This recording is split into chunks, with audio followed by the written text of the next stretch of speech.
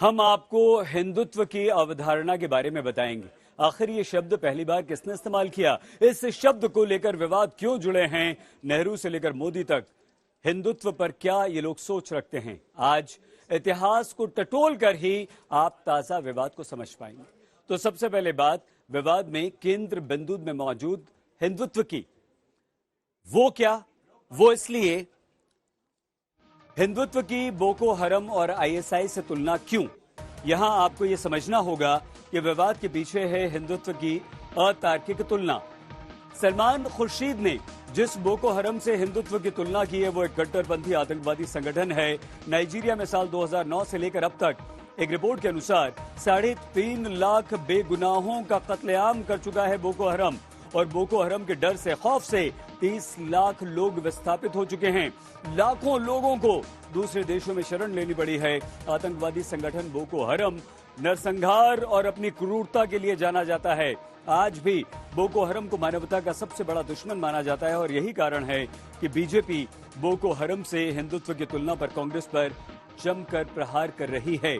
और इतना ही नहीं, सलमान खुर्शीद ने अपनी किताब में हिंदुत्व की तुलना मारे जा चुके आतंकवादी आका अल बगदादी के संगठन आईएसआई से भी कर दी है। आईएसआईएस यानी वही आतंकवादी संगठन जिसने 2015 में आतंकवाद के दम पर बेगुनाहों को मौत के घाट उतारा, सीरिया से लेकर इराक तक कत्लो गारत की नई खौफनाक कहानी लिखी। एक रिपोर्ट के अनुसार 10,000 से ज्यादा बेगुनाहों को आईएसआईएस आतंकवादियों ने मार डाला है। इस्लामिक स्टेट का खात्मा करने के लिए अमेरिका समेत नाटो की वायुसेना ने कई सालों तक बम वर्षा इस पर की है। जब विवाद ज्यादा बढ़ा तो सलमान खुर्शीद ने अपनी सफाई भी दी, लेकिन सलमान खुर्शीद की व्याख्या पर सवाल तो खड़े हो ही रहे हैं। वो सवाल ये हैं, देखिए, सबसे पहला, तुष्टिकरण के लिए हिंदुत्व को बदनाम क्या किया जा रहा है, ये सवाल नंबर 1 है। महत्वपूर्ण, क्या 2014 के बाद हिंदुत्व की सोच बोको हरम जैसी हो गई है? यह हमारा दूसरा सवाल है जो सवाल खड़े हो रहे हैं। कांग्रेस के नेताओं को हिंदुत्व से डर क्यों लगता है, ये तीसरा सवाल है। यह खुर्शीद की व्याख्या के बाद सवाल खड़े हो रहे हैं। हिंदुत्व का भय दिखाकर क्या चुनाव में जय होगी, ये सवाल नंबर 4 है। लेकिन हमारी अब आप ये रिपोर्ट देखिए।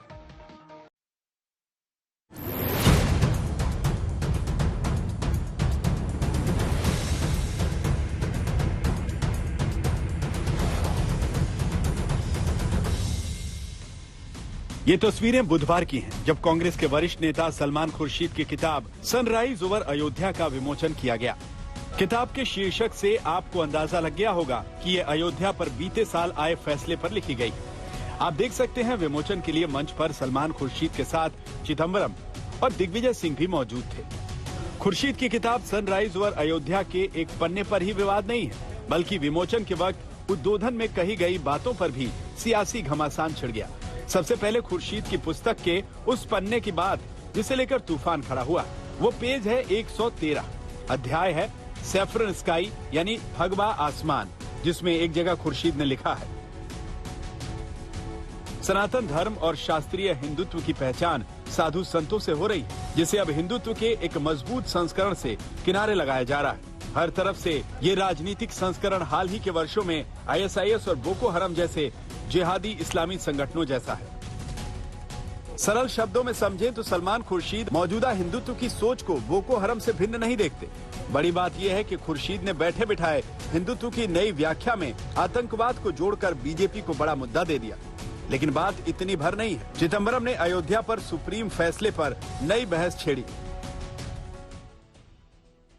So like no one killed Jessica, nobody demolished the Babri Masjid. That will forever, that conclusion will forever haunt us. Chidambaram ने अयोध्या के फैसले पर उंगली उठाई तो दिग्विजय सिंह ने राम मंदिर आंदोलन का पन्ना खोलकर एक बार फिर विवाद को जिंदा कर दिया।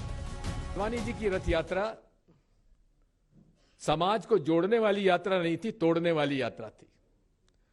और जहां वो गए, उन्होंने नफरत का बीज बोते चले गए।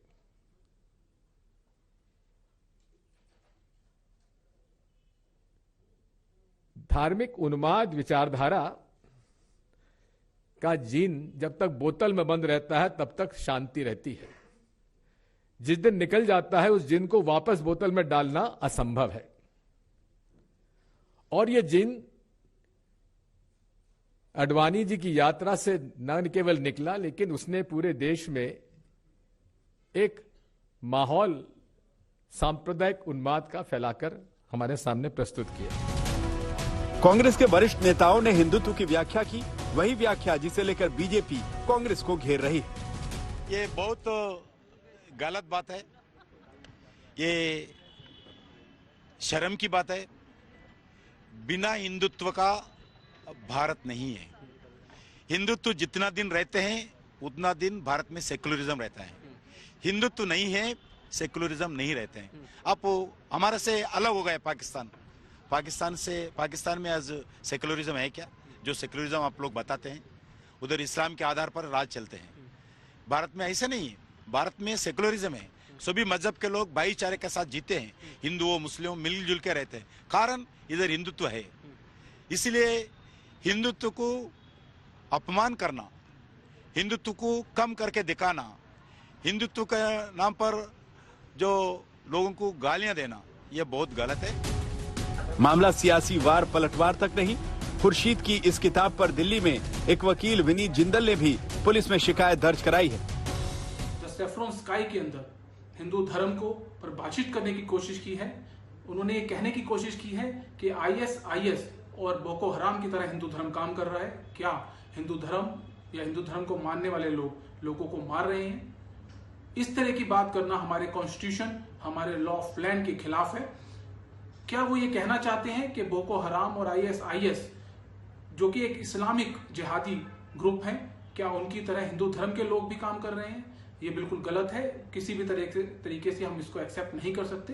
कहीं ना कहीं इसके पीछे की मंशा लोगों को भड़काने की, लोगों को आपस में लड़वाने की है, जिसके लिए मैंने एक शिकायत दिल्ली पुलिस कमिश्नर को दी है, जिसमें लोगों को भड़काने का और धार्मिक भावनाएं आहत करने का, देश के खिलाफ काम करने का मैंने चार्ज लगाया है। और मैंने ये आग्रह किया है कमिश्नर पुलिस से कि सलमान खुर्शीद के खिलाफ एक्शन लिया जाए।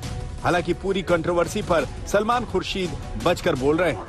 पूरी किताब में बताएं ना, वो ये कहें कि पूरी किताब में 300 पेजेस हैं जिसका हम समर्थन करते हैं और एक पेज है या एक सफा है जिसका हम समर्थन नहीं करते हैं, फिर आगे बात करेंगे। आपके खिलाफ कंप्लेंट तक कर दी गई है इस बार। अरे कंप्लेन कर दी थी। यहाँ आकर टमाटर भी फेंक सकते थे, वो तो सब करते ही हैं। इसीलिए तो किताब लिखी है। अगर मैं इस बात से डरता तो मैं किताब ना लिखता।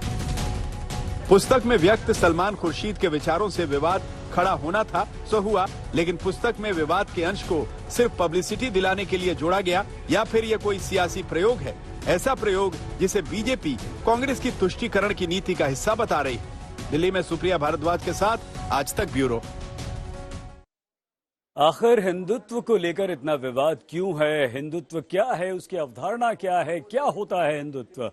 आमतौर पे जो देखा सुना जाता है, चंदन टीका लगाने वाला, घंटा घड़ियाल बजाने वाला, ये जो छवि आती है, जंतर मंतर करने वाला धार्मिक रीति रिवाज है। और धार्मिक रीति रिवाज करने वाला हिंदुत्व राष्ट्रीयता है, हिंदुत्व संप्रदाय है। देखिए,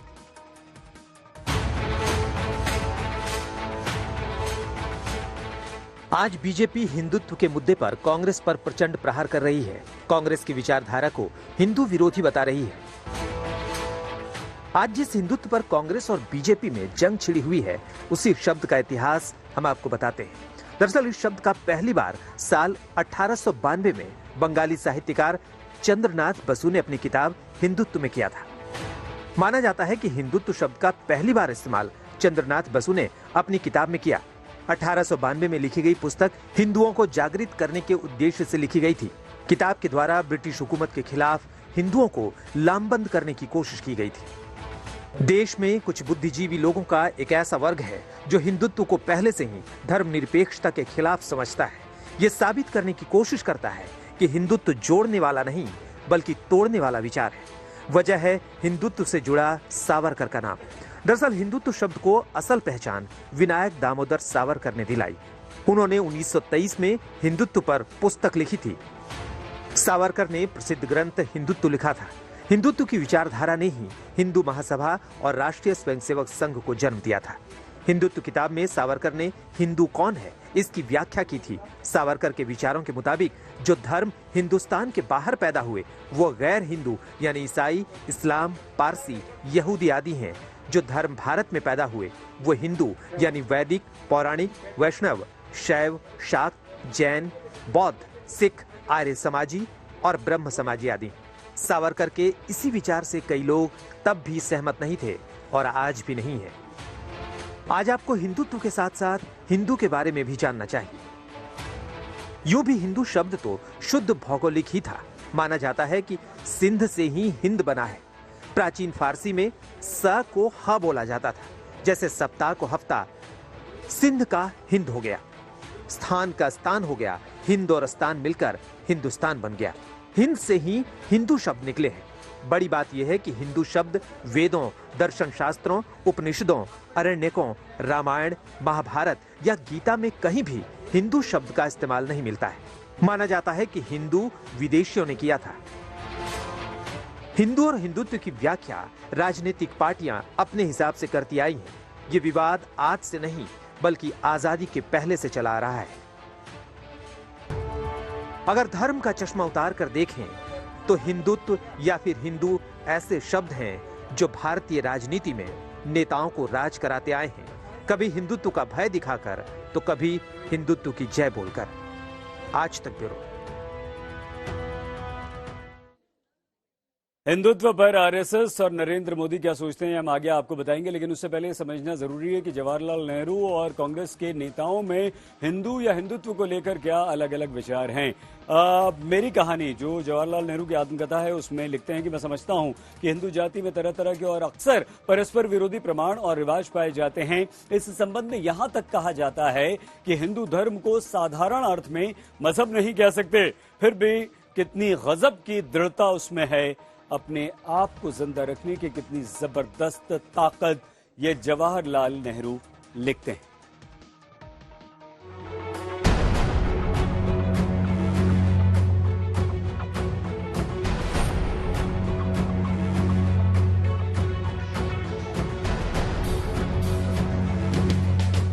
उत्तर प्रदेश चुनाव को 2024 का सेमीफाइनल माना जा रहा है। सत्ता के सेमीफाइनल से पहले चुनावी दंगल में नए नए सियासी एजेंडे सेट किए जा रहे हैं। चुनावी रण में अब्बाजान से लेकर चिलमजीवी जैसे निजी हमलों से कहानी आगे बढ़ गई है।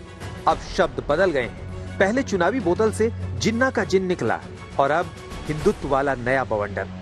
चैप्टर है सैफ्रन स्काई, उसके अंदर सनातन धर्म का, हिंदुत्व का, बोको हराम का आपने जिक्र किया। उसके ऊपर काफी तीखी प्रतिक्रिया जो है दूसरी तरफ से भी आई होता है। जो हिंदुइज्म नहीं जानता है वो तीखी प्रतिक्रिया करेगा, और जो हिंदुइज्म नहीं जानता है, हिंदू धर्म के बारे में नहीं जानता है या जो इस्लाम को नहीं समझता है, उससे क्या बहस करेंगे। मतलब आप इस बात से सहमत हैं उनकी बातों से? जिन्ना को देश का प्रधानमंत्री ही लोग बना दिए होते।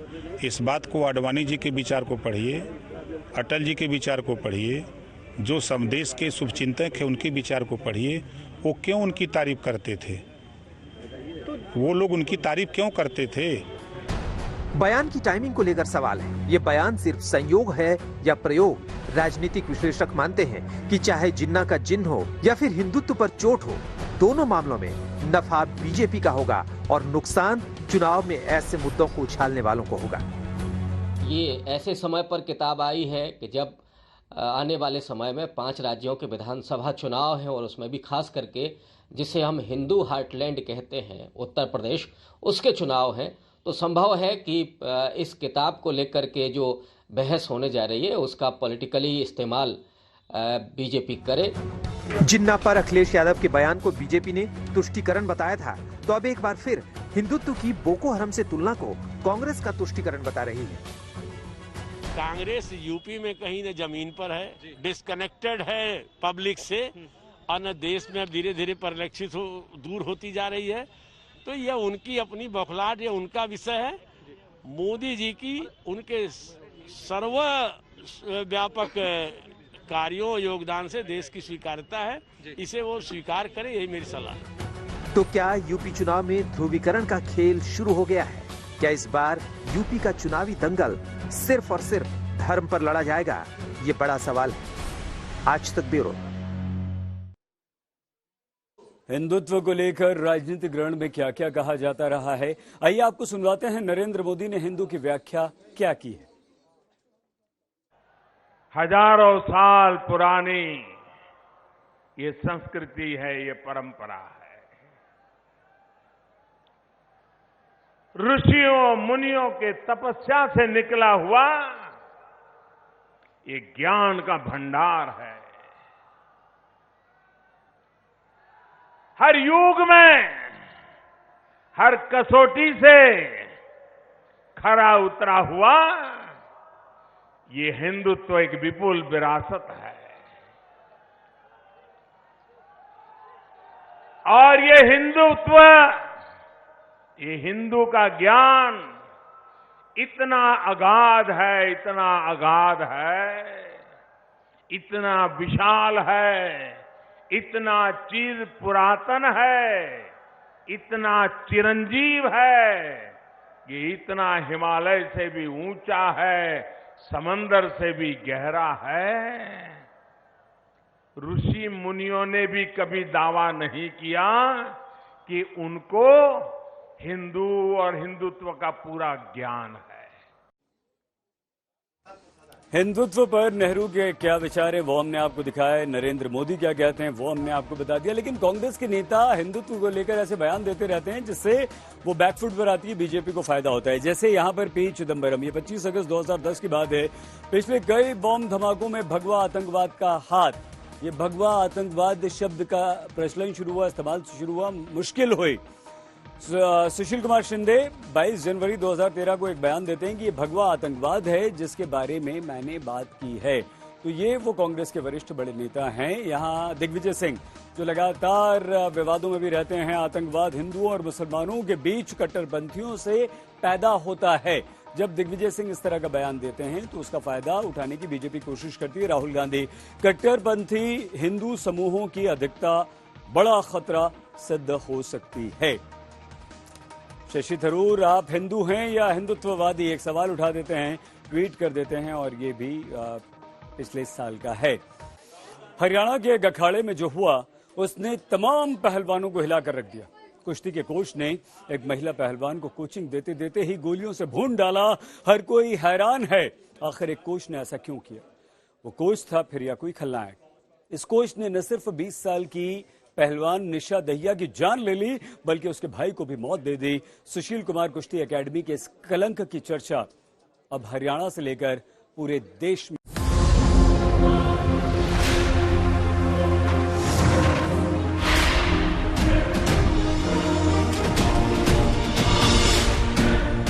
अक्टूबर को दोपहर में एक दिल दहला देने वाली वारदात हुई है।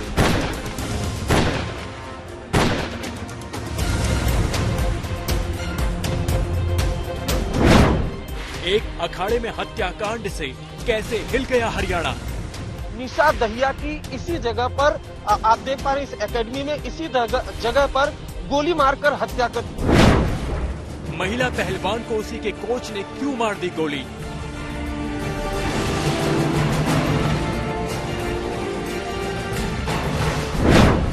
निशा दहिया और उसके कोच पवन के बीच क्या हुआ था।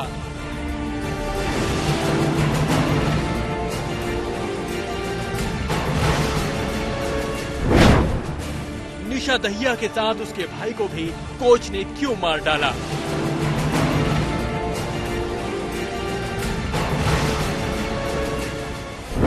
कातिल कोच पवन और रेसलर सुशील कुमार का कनेक्शन क्या है।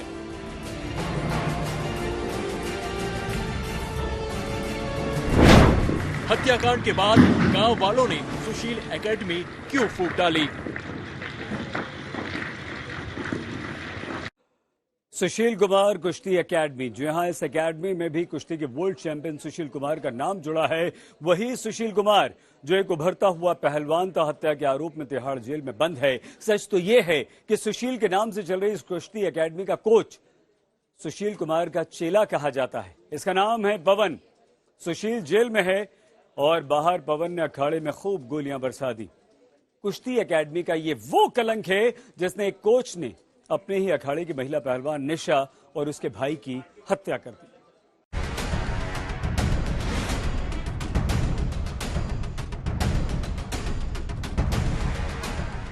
सुशील कुमार कुश्ती एकेडमी का कलंक इन तस्वीरों से शुरू होता है। क्यों सुशील कुमार एकेडमी को तहस नहस कर दिया गया? क्यों सुशील कुमार एकेडमी को फूंक दिया गया? गेट तोड़ दिए गए, दीवारें फोड़ दी गई। हरियाणा में लोग इस एकेडमी के नाम से ही उबल रहे हैं। खाप पंचायतें बैठ रही हैं। तो आइए आपको दिखाते हैं कैसे सुशील कुमार एकेडमी के कोच पवन ने एक उभरती हुई महिला पहलवान निशा दहिया और उसके परिवार को गोलियों से भून डाला।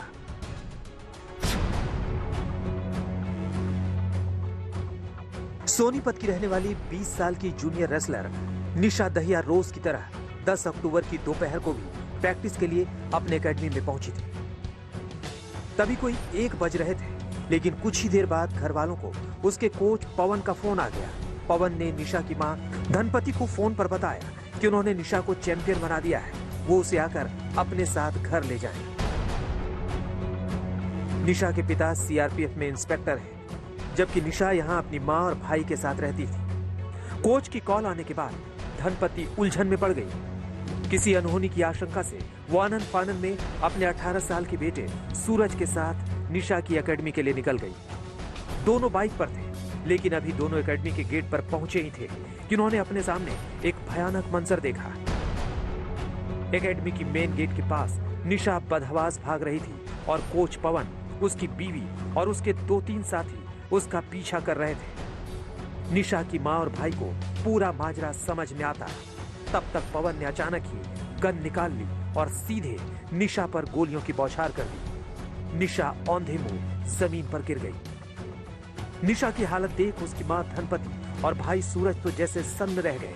दोनों निशा की तरफ दौड़े, लेकिन अभी मौत का कहर बाकी था। पवन ने निशा के बाद उसके भाई सूरज पर ताबड़तोड़ गोलियां चलाई और मां धनपति को भी निशाने पर ले लिया। चंद मिनट में मंजर खौफनाक हो गया। तीनों जमीन पर लहूलुहान पड़े थे। गांव के लोग इन तीनों को अस्पताल लेकर पहुंचे, लेकिन निशा और उसके भाई सूरज को मृत घोषित कर दिया गया, जबकि मां धनपति की हालत नाजुक है। पोस्टमार्टम में पता चला कि कोच पवन ने निशा दहिया को 4 गोलियां, उसके भाई सूरज को 3 गोलियां मारी। ठीक को मारा पहले जाकर, फिर यहाँ फोन किया है कि ऐसे ऐसे बात है, इसका निशा की तबीयत खराब है। तो वो लड़का बाइक पे अपनी मम्मी को ले गया, देखा वो लड़की पड़ी हुई थी, गोली लगी हुई थी, तो वो नारी की तरफ भागी, ये वापस गांव की तरफ भाग गया। तो पहले उसको गोली मारी मिसेज को, फिर इसके पीछे दौड़ भागे, इसको नहर के 1.5 किला मतलब आगे पकड़ा और देखी हमने वो जगह। हाँ, तो वहां पर इसको मारी गोली। लड़की को 5-6 गोली मारी है, इसको भी पता नहीं कितनी गोली मारी है। दिन दहाड़े हुए इस डबल मर्डर से सिर्फ हरियाणा में सोनीपत के हलालपुर गांव में ही बवाल नहीं मचा, बल्कि कुछ देर के लिए पूरे देश में सनसनी फैल गई। कई लोगों को लगा कि रेसलिंग की राष्ट्रीय खिलाड़ी निशा दहिया की हत्या कर दी गई है, लेकिन ये एक जूनियर रेसलर निशा दहिया और उसके भाई पर गोलियां बरसाई गई थी। इधर सुशील कुमार एकेडमी में महिला पहलवान की हत्या की गई, उधर गांव वालों का आक्रोश एकेडमी पर फूट पड़ा। पहलवान सुशील कुमार के नाम से चलने वाली इस एकेडमी में जब गोलीकांड की खबर आसपास के गांव वालों को पता चली, तो एकेडमी में आप देखें कि किस तरीके से जो पूरा गुस्सा है गांव वालों का वो एकेडमी में फूटा है। उसके बाद जितने भी कमरे थे उसमें जमकर तोड़फोड़ की गई। ये वो तख्त है, ये वो बेड है जिसमें तमाम जो पहलवान आसपास के इलाकों के गांव के वो आकर यहां पर रहते थे और बकायदा यहां पर प्रैक्टिस करते थे। और जो कोच पवन कुमार है वो बकायदा प्रैक्टिस करता था। देखेंगे यहां पर तो आप पोस्टर लगे हुए हैं, जो स्टूडेंट हैं उनके बकायदा यहां पर बेड हैं, तमाम यहां पर उनके सामान वो रखे हुए हैं। और जब ये पूरा गोली कांड हुआ उसके बाद गुस्सा फूटा है। जो पहलवान यहां पर मौजूद थे, जो स्टूडेंट यहां पर मौजूद थे, उनको बकायदा रेस्क्यू किया गया है। और पंखों की हालत देखिए तो जाहिर सी बात है किस कदर गुस्सा फूटा गांव वालों का। इतना बड़ा हत्याकांड कैसे हो गया? पुलिस तफ्तीश में जुटी, तब तक निशा की मां धनपति को होश आ गया और उन्होंने अपनी बेटी और बेटे के कत्ल की आंखों देखी कहानी से सबको चौंका दिया। उन्होंने बताया कि किस तरह कोच पवन ने उन्हें भी गोली मारकर जान लेने की कोशिश की। इनिशियल इन्वेस्टिगेशन में क्या कुछ पता चला है कि किस वजह से इस वारदात को अंजाम दिया? वजह की बात अभी क्लियर नहीं हुई है। हाँ, कंप्लेन में कहा गया है कि पवन छेड़छाड़ किया करता था, जो विक्टिम है, मृतक है जो उनके साथ, तो उस कारण से ही कुछ घटनाक्रम है। तो लेकिन सवाल ये था कि आखिर निशा और उसके कोच पवन के बीच ऐसा क्या हुआ था कि कोच ने ही निशा की जान ले ली। सवाल ये भी था कि अगर कोच पवन की खुंदक निशा से थी तो फिर उसने निशा के भाई सूरज का कत्ल क्यों किया, उसकी मां धनपति पर भी गोली क्यों चलाई, और सबसे अहम ये कि कत्ल करने से पहले उसने निशा की मां को फोन कर एकेडमी में क्यों बुलाया।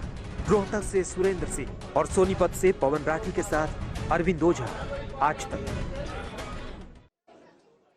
सुशील कुमार एकेडमी में कुश्ती के दांव पे सिखाने के साथ साथ क्या चल रहा था, इसकी कहानी खुद निशा दहिया की मां ने बताई तो सिर्फ सोनीपत नहीं बल्कि पूरे हरियाणा का हैरान होना आवश्यक था। सुशील एकेडमी और निशा के कोच पवन की पूरी कारस्तानी देखिए क्या कहा। असल में कोच पवन निशा के साथ छेड़छाड़ किया करता था।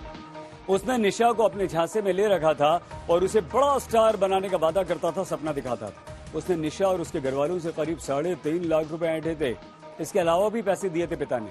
निशा ने यूनिवर्सिटी लेवल पर एक मुकाबला जीता तो उसकी पुरस्कार राशि भी उसने अपने कोच पवन को ही दे दी थी। लेकिन परेशानी यहाँ पर यह थी कि कोच पवन निशा को वर्गलाने के साथ साथ कोचिंग के बहाने उसे छेड़छाड़ भी किया करता था। और निशा ने इस बात की शिकायत अपने घरवालों से भी की थी और घरवाले इसका विरोध भी जता चुके थे। बहुत संभव है कि बुधवार को इसी मामले पर निशा की अपने कोच पवन से कहासुनी हुई होगी और इसी के बाद पवन ने गुस्से में निशा के घरवालों को एकेडमी के बाहर बुलाया होगा। लेकिन इससे पहले कि इस मामले पर कोई और बातचीत होती या किसी परिणाम पर पहुंचा जाता, पवन ने वो कर दिया जो सोचना भी असंभव था। निशा और उसके भाई को गोलियां से भूनने के बाद पवन फरार हो जाता है। आनन फानन में पुलिस पवन पर 1 लाख रुपए का इनाम घोषित कर देती है और गुस्साए गांव वाले उसकी एकेडमी में आग लगा देते हैं। लेकिन इसके बाद निशा के कोच पवन की इनसाइड स्टोरी सामने आई। पवन का पर्दाफाश हुआ।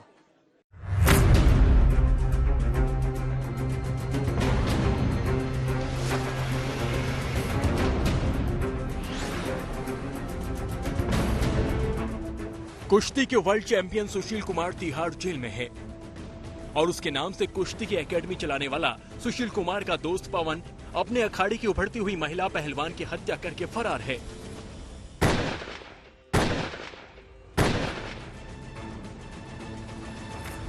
आज हम आपको सुशील कुमार और पवन के रिश्तों के बारे में भी बताएंगे और बताएंगे कि कैसे पवन के नाम से भी गांव वाले खौफ खाते थे। साथ ही आपको बताने वाले हैं कि कैसे और किसकी जमीन पर कब्जा करके पवन ने ये सुशील एकेडमी बनाई। कहते हैं सोहबत का असर जरूर पड़ता है। गुरु तिहाड़ में है और शिष्य दो मर्डर करके फरार है। जिस कोच पवन ने निशा और उसके भाई की हत्या कर दी, उसके निशा के परिवार से काफी पुराना रिश्ता था। पवन को हलालपुर के लोग गांव का दामाद मानते थे। खुद महिला पहलवान निशा के पिता कहते हैं कि जब जब जरूरत पड़ती थी वो पवन को मुंह मांगे पैसे दे दिया करते थे। कभी उसको एक पैसे के लिए ना नहीं कीजिए, मेरे से पैसा मांगे, 3 लाख मांगे, मैंने 3 लाख रुपए दिए, 1.5 लाख मांगे, मैंने 1.5 लाख रुपया। बच्ची के लिए डाइट की मांगता था, 20,000 30,000 में देता था। अब मिशिन से भी ले जाता था, लेकिन मिशिन मेरे को बताती नहीं थी।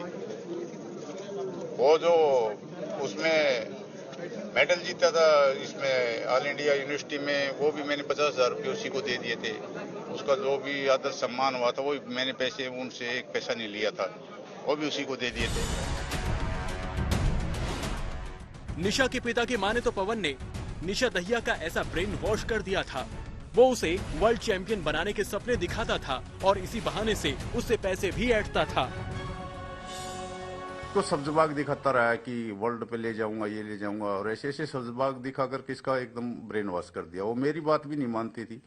कई बार बोलता था पैसे डाइट के लिए पैसे 30,000 35,000 यार 6 महीने में ले जाती थी। और फिर 3.5 लाख रुपए जब ये एकेडमी बना रहा तब मेरे से लिया। फिर जो वो 50,000 रुपये जहाँ कुश्ती से मिले थे इस यूनिवर्सिटी से, वो भी मैंने उसको ही दे दिए थे कि मेरे को नहीं चाहिए ये। जितनी माड़ आए, जितना भी उसका लड़की का नाम था, सब मैं वो दे दिया था। मैंने अपने पास 1 पैसा नहीं रखा। अब पवन का सारा कच्चा चिट्ठा खुल रहा है। सुशील कुमार एकेडमी की जमीन को लेकर भी बड़ा खुलासा हुआ है। खुद एकेडमी की जमीन के मालिक धर्मवीर ने चौंकाने वाले खुलासे किए हैं। उन्होंने बताया कि सुशील कुमार के नाम से चल रही इस एकेडमी पर पवन करीब 5 सालों से कब्जा करके बैठा है। वैसे तो पवन उन्हीं का रिश्तेदार है, लेकिन अपनी दबंगई से वो मनमानी करता रहा है। उसने पहले गांव में थोड़ी जमीन ली, उसके बाद पिस्टल के लाइसेंस बनवाए और फिर आसपास की जमीन पर कब्जा करने लगा। धर्मवीर ने जब अपनी जमीन वापस मांगी तो पवन ने उसे धमकाना शुरू कर दिया। धर्मवीर कहते हैं कि उन्होंने पवन की इस दबंगई और उनकी जमीन कब्जाने को लेकर पुलिस से भी शिकायत की थी, लेकिन पुलिस ने उल्टा पवन का ही साथ देना शुरू कर दिया। तो पवन क्या आपका रिश्तेदार है? रिश्तेदारी में लगा था। तो ये क्या जमीन अभी आपकी है, आपके कब्जे में है या नहीं है? नहीं हुई है, कब्जे में थी हमारे में। तो आपको कुछ पैसे वैसे मिलते थे? ना, कुछ नहीं मिलता था। तो किस तरीके से यहाँ पर एकेडमी आपकी परमिशन लेकर खोली गई थी? पहले आपसे जब तो राजी रजा में खोली थी, बाद में आकर झगड़ा होना शुरू हुआ। झगड़ा हो गया था? हाँ, झगड़ा। आप क्या पैसा मांगने आते थे? नहीं, फिर हम नहीं आए ना बाद में। क्यों? हमने तो आने बंद कर दिया था। बिल्कुल हम नहीं आए। डर लगता था? हाँ, डर लगा। नहीं, जमीन तो ये पूरी आपकी है, काफी बड़ी जमीन। जमीन तो हमारी है, पर डर तो लगा था। झगड़े के मारे हम नहीं आए। भाई झगड़ा हो जाएगा। तो बड़ी बात आपने कह दी, यानी कि अब पवन क्या दबंग किस्म का आदमी था? दबंग किस्म का जब ये काम कर दिया था, दबंग किस्म का हो गया। हाँ, जाहिर सी बात है कि उसने जिस तरह से गोली मारी है। तो कितने साल से आपकी जमीन पर कब्जा है? 4 साल हो गए। सूत्रों की माने तो पवन के ओलंपिक रेसलर सुशील कुमार से काफी अच्छे रिश्ते थे और इसका सबूत उसकी रेसलिंग एकेडमी में भी दिखता था। पवन ने अपनी एकेडमी का नाम ही सुशील कुमार के नाम पर रखा था और पूरी एकेडमी में चारों तरफ सुशील कुमार की तस्वीरें लगा रखी थी। एकेडमी के मेन गेट पर उसने सुशील कुमार के साथ अपनी एक बड़ी सी तस्वीर लगा रखी थी और शायद ये उसके सुशील कुमार से रिश्तों का ही असर था कि यहाँ आसपास के गांव के बहुत से लड़के लड़कियां उससे कोचिंग लेने के लिए आते थे। पवन की एकेडमी का उद्घाटन भी सुशील कुमार ने ही किया था, लेकिन गांव वाले बताते हैं कि उसके बाद सुशील कुमार के यहाँ कभी दोबारा दर्शन नहीं हुए। सुरेंद्र सिंह, पवन राठी के साथ अरविंद ओझा, सोनीपत, आज तक। चेन्नई में बारिश कहर बनकर बरस रही है। अभी तक 1 दर्जन से ज्यादा लोगों की मौत हो चुकी है। पूरे शहर में पानी ही पानी है। दुकानों, घरों, अस्पतालों, यहां तक कि मुख्यमंत्री के घर तक बाढ़ ने धावा बोल दिया। मौसम विभाग ने आगे भी चेतावनी जारी कर दी।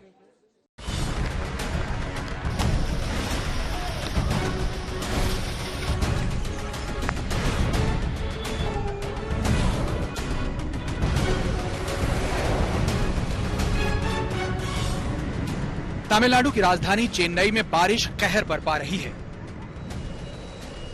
चेन्नई समेत पूरे तमिलनाडु में बारिश से अब तक 14 लोगों की मौत हो चुकी है। लोगों को फिलहाल बारिश से राहत मिलने के आसार नहीं लगते। तमिलनाडु के मौसम विभाग ने राज्य के कई हिस्सों के लिए रेड अलर्ट जारी कर दिया है। मौसम विभाग ने तिरुवल्लुर, चेन्नई, चेंगलपट्टू और कांचीपुरम जिलों में भारी बारिश की संभावना जताई थी। राजधानी चेन्नई में पहले ही भारी बारिश के चलते लोगों का जीवन अस्त व्यस्त हो चुका है। भारी बारिश के चलते आई तबाही में कई मासूमों की जान भी चली गई। मौसम विभाग ने राज्य के कई जिलों में 11 नवंबर के लिए भी भारी बारिश का रेड अलर्ट जारी किया था। लौटता मॉनसून हमेशा चेन्नई के लिए आफत साबित होता आया है। इस बार भी कुछ ऐसा ही मंजर है। राहत और बचाव कार्यों के लिए एनडीआरएफ की 11 टीमें और एसडीआरएफ की 7 टीमें तैनात की गई हैं। भारी बारिश की वजह से कई उड़ानें भी रद्द कर दी गईं। चेन्नई में बारिश से ऐसा त्राहिमाम हुआ कि लोगों का हाल जानने और राहत सामग्री बांटने सीएम एमके स्टालिन पानी से भरे टी नगर इलाके में पहुंच गए। Stalin disaster management monitoring room भी पहुंचे और आपदा प्रबंधन मंत्री के साथ बारिश से जुड़े हालात की समीक्षा की। अक्षय नाथ के साथ प्रमोद माधव, चेन्नई, आज तक। स्पेशल रिपोर्ट में आज के लिए बस इतना ही। आप प्लीज अपना बहुत ख्याल रखिएगा। देखते रहिए आज तक।